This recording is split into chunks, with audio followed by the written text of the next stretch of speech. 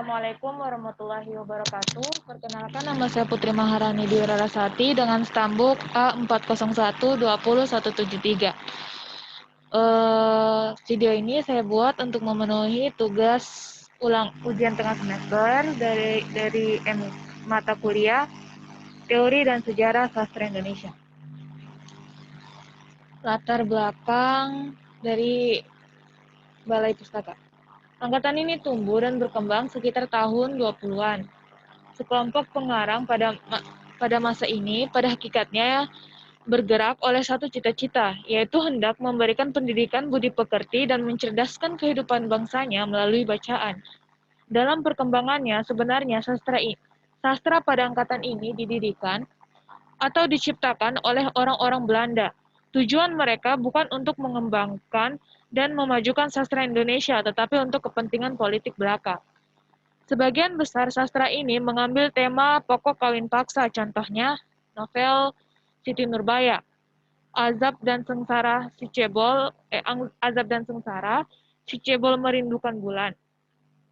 Peristiwa-peristiwa yang diceritakan sesuai dengan realitas kehidupan dalam masyarakat, tidak lagi berhubungan dengan kehidupan raja-raja, dewa, atau kejadian-kejadian yang tidak masuk akal.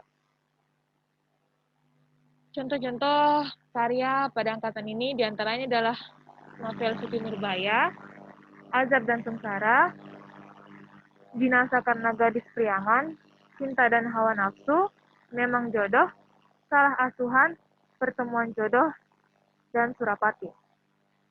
Lalu berikutnya adalah Pujangga Baru. Pada bulan Juli tahun 1963 merupakan tahun berdirinya sastra angkatan Pujangga Baru. Secara reformasi, tahun ini sekaligus dianggap pula sebagai pertama kali terbitnya majalah Pujangga Baru. Ciri khas yang paling menonjol dalam sastra ini, baik prosa maupun puisinya, sebagian besar mengandung suasana romantik. Dan pokok cerita pada umumnya bukan lagi berkisar pada masalah kawin paksa seperti angkatan Balai Pustaka, melainkan masalah kehidupan kota atau kehidupan masyarakat modern. Misalnya, masalah perubahan, masalah kedudukan wanita, masalah kedudukan suami istri dalam hidup berumah tangga, dan sebagainya. Sastra Pujangga Baru meliputi bentuk-bentuk novel, cerpen, kritik, dan puisi dengan bermacam-macam bentuk. Pada angkatan ini ada dua kelompok sastrawan Pujangga Baru, yaitu yang pertama, kelompok Seni untuk Seni, dimotori oleh Sanusi Pane dan Tengku Amir Hamzah. Yang kedua adalah kelompok Seni untuk Rakyat, dimotori oleh Sultan Takdir Ali Syahbana, Armij Pane, dan Rustam Effendi. Dengan demikian, zaman Pujangga Baru menunjukkan adanya hubungan yang lebih erat antara sastrawan dan sekelompok intelektual yang memiliki pengaruh dalam perkembangan pemikiran titik. Namun, pada tahun 1942 sampai 1945 merupakan masa melemahnya sastra angkatan Pujangga Baru. Contoh karya-karya pada angkatan ini diantaranya adalah novel Kalah dan Menang, novel Grot Azura, Laila Majnun, Salahnya Sendiri, Nyanyi Sunyi, dan Buah Rindu. Lalu angkatan 45. Pada periode 1942 sampai 1950 atau 1942 sampai 1945 adalah periode bangkit dari terintegrasinya sastra angkatan ini. Pada masa angkatan ini, karya-karyanya lebih bersifat realistik dibanding karya angkatan Pujangga Baru yang bersifat romantik, idealistik, dan lain-lain. Angkatan 45 diwarnai dengan adanya pengalaman hidup dan problema sosial, politik budaya, seperti korupsi, penyelewangan, ketidakadilan, dan kemerosotan moral. Contoh karya-karya pada angkatan ini diantaranya adalah Deru Campur Debu, Kerikil Tajam dan Yang Terampas dan Yang Putih, Derai-derai Cemara, Pagar Kawat Berduri, Kemelut Hidup, Dengan Mata Terbuka, Keluarga Surono, Keju, Pesawat Terbang, dan Laut Membisu. Lalu angkatan 66. Pada angkatan ini ditandai dengan terbitnya majalah Sastra Horizon. Majalah Horizon adalah satu-satunya majalah sastra yang terbit di Indonesia. Pada saat ini atau setidaknya ia adalah satu-satunya majalah yang hampir mengorbankan seluruh halamannya untuk menampung hasil tulisan. Sastrawan kita menganggap majalah Horizon sebagai standar perkembangan sastra Indonesia dan sekaligus menjadi sasaran tuntutan beraneka-ragaman yang patut dialamatkan kepada majalah sastra. Pada awal tahun 70-an, Marga T. mengumumkan novelnya di koran Kompas. Novelis wanita tampaknya menjadi salah satu jaminan bagi lakunya suatu penerbitan. Contoh karya-karya pada angkatan ini diantaranya adalah Tirani dan Benteng, Kembalikan Indonesia Padaku, Kaki, Sebab, Tafakur, dan Sansauna.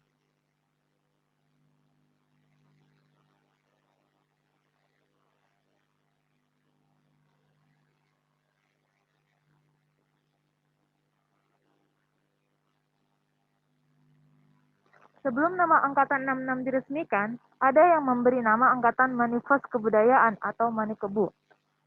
Alasan penamaan ini karena Manifest Kebudayaan yang telah dicetuskan pada tahun 1963 itu pernyataan tegas perumusan perlawanan terhadap penyelewangan Pancasila dan perusakan kebudayaan oleh Lekra atau PKI. Beberapa sastrawan merasa keberatan dengan penamaan Angkatan Manikebu. Mereka berpendapat bahwa sastrawan yang tidak ikut menandatangani atau mendukung Manifest Kebudayaan akan merasa tidak tercakup di dalamnya meskipun hasil ciptaannya menunjukkan ketegasan dalam menolak ideologi yang dibawa oleh PKI dalam lapangan politik dan kebudayaan. Contoh karya sastra pada 1966 itu ya kayak tadi yang saya sebutkan.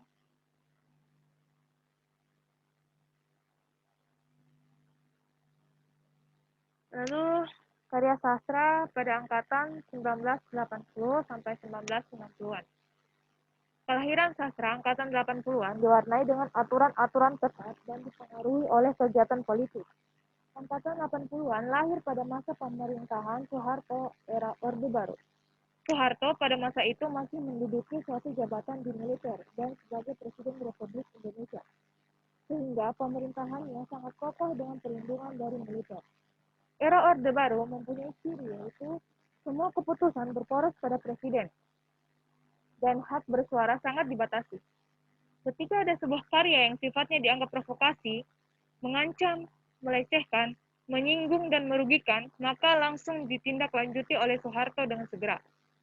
Sebab-sebab di atas tersebut menjadi dasar tentang tema yang dititik beratkan pada angkatan 80-an, yaitu tentang roman picisan atau percintaan dan kisah kehidupan pada masa itu yang bersifat tidak dianggap provokasi, mengancam, melecehkan, menyinggung, dan merugikan. Tema roman percintaan dan kisah kehidupan ini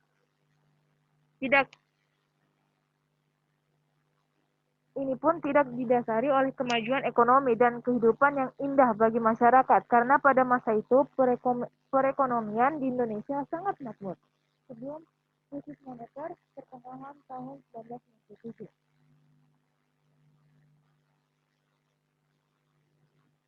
Contoh karya pada angkatan ini adalah puisi Tengah Malam.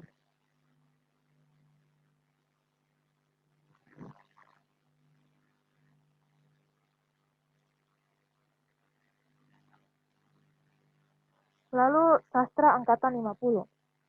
Sastra angkatan 50 dilatar belakangi oleh keadaan Indonesia yang pada saat itu mengalami perubahan yang cukup drastis, dari transisi penjajahan berdarah menuju ke kemerdekaan cemerlang. Tentunya, suasana tersebut pada para sastrawan mulai memikirkan ciri khas sastra pada angkatan 50-an dan masalah kebudayaan yang sedang dialami Indonesia untuk membedakannya dari angkatan sastra sebelumnya. Para sastrawan juga mulai mencari bahan-bahan yang merujuk pada kebudayaan Indonesia yang murni dan membebaskannya dari pengaruh budaya asing setelah penjajahan partai politik.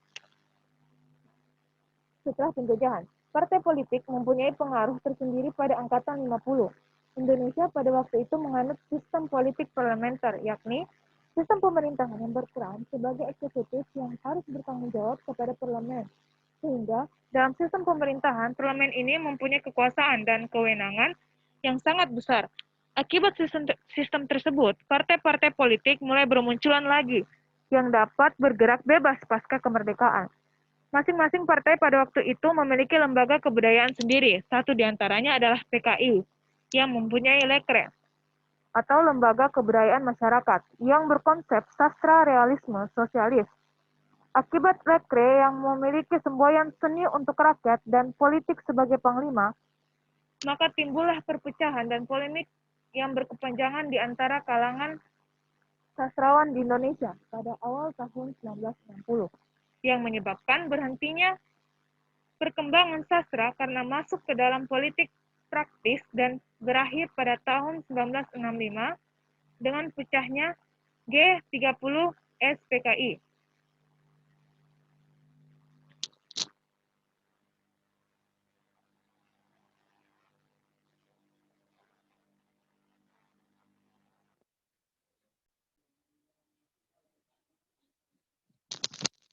Contoh karya sastra pada angkatan 1950-an adalah puisi yang berjudul Jangan, karya W.R.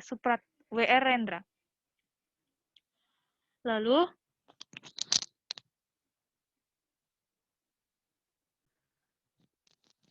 selanjutnya adalah karya sastra angkatan Pujangga Lama. Angkatan ini lahir sebelum adanya budaya tulis-menulis. Biasa disebut juga dengan sastra tradisional atau sastra klasik, karena masyarakat pada saat itu belum mengenal budaya tulis-menulis, apalagi membaca. Karya sastra pada angkatan ini berbentuk cerita lisan yang disebarkan dari mulut ke mulut. Karena itulah pengarang di sana terkadang tidak diketahui namanya, atau biasa dikenal dengan anonim. Sehingga karya sastra tersebut dikatakan karya bersama dalam suatu kelompok masyarakat tertentu. Genre sastra pada umumnya dibagi menjadi 3, yaitu puisi, prosa, atau naskah drama. Genre yang muncul pada angkatan Pujangga Lama hanya ada puisi dan prosa, dan drama belum ada pada waktu itu. Genre pada zaman Pujangga Lama mulai dari ungkapan peribahasa, mantra, pantun, teka-teki, cerita binatang, cerita asal-usul, cerita jenaka, sampai cerita pelipur lara. Contoh karya pada sastra lama yaitu adalah Hikayat Abdullah, karya Abdullah bin Abdul Qadir Munshi. Lalu selanjutnya adalah karya sastra Melayu Lama. Sastra Melayu Lama adalah karya sastra di Indonesia yang dihasilkan antara tahun 1870 sampai 1942 yang berkembang di lingkungan masyarakat Sumatera seperti Langkat, Tapanuli, Minangkabau, dan daerah Sumatera lainnya. Orang Tionghoa dan masyarakat Indo-Eropa, karya sastra pertama yang terbit sekitar tahun 1870 masih dalam bentuk syair, hikayat, dan terjemahan novel barat. Ciri-ciri sastra Melayu lama adalah masih menggunakan bahasa Melayu. Cerita seputar istana sentris dan hal-hal tahayul, pengarang anonim, dan masih sangat terikat dengan aturan-aturan dan adat istiadat daerah setempat, dan disebar secara lisan. Karya sastra yang muncul pada masa ini diantaranya adalah Hikayat Hang Tuah, Hikayat Mahabharata, Hikayat 1001 Malam, Cerita-cerita Panji, Tajus Salatin, dan Bustanus Salatin. Lalu yang terakhir adalah karya sastra angkatan 2000-an. Setelah wacana tentang lahirnya sastrawan angkatan reformasi muncul, namun tidak berhasil dikukuhkan karena tidak memiliki juru bicara, Cory Lyon Rampan pada tahun 2002 melempar wacana tentang lahirnya sastrawan angkatan 2000. Sebuah buku tebal tentang angkatan 2000 yang disusunnya diterbitkan oleh Gramedia, Jakarta pada tahun 2002. 100 lebih penyair, cerpenis, novelis, eseis, dan kritikus sastra dimasukkan Korir ke dalam angkatan 2000, termasuk mereka yang sudah mulai menulis sejak 1980-an, seperti Afrizal Malna, Ahmadun Yosi Hervanda, dan Seno Gumira Ajidarma, serta yang muncul pada akhir 1990-an, seperti Ayu Utami dan Dorothy Rosa Herliani. Karakteristik karya sastra angkatan 2000-an antara lain menggunakan kata-kata maupun frasa yang bermakna kuantitatif atau makna yang mempunyai kaitan atau hubungan. Banyak menyindir keadaan sekitar, baik sosial, budaya, politik, atau lingkungan. Revolusi topografi atau tata wajah yang bebas, aturan, dan kecenderungan ke puisi konkret yang disebut antromorfisme. Kritik sosial sering muncul lebih keras. Penggunaan estetika baru, mulai bermunculan fiksi-fiksi Islami, munculnya cyber sastra di internet, ciri-ciri bahasa diambil dari bahasa sehari-hari yaitu kerakyatan, kerakyat jelataan. Karya sastra pada angkatan ini mulai berani memunculkan karya sastra yang cenderung berbau vulgar dan kebanyakan mengadopsi begitu saja moral pergaulan bebas ala Amerika.